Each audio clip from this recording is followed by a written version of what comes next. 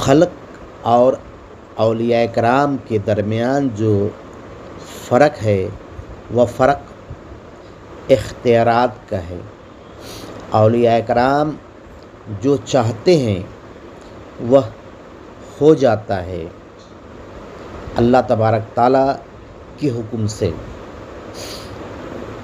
اسی کو ولایت کہتے ہیں۔ اور اولیاء کرام اور انبیاء علیہم السلام کے درمیان جو فرق ہے وہ فرق علم الغیب کا ہے۔ اللہ تبارک تعالیٰ نے انبیاء علیہم السلام کو اختیارات کے ساتھ ساتھ علم الغیب دیا ہے جو اولیاء کرام کو حاصل نہیں ہے۔ انبیاء علیہم السلام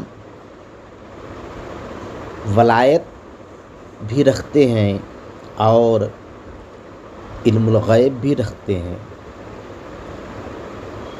اور ہمارے آقا محمد صلی اللہ علیہ وسلم کو اللہ تبارک تعالیٰ نے کل ولایت اور کل علم الغیب عطا کیا جو تمام انبیاء و اولیاء کو عطا کیا تھا۔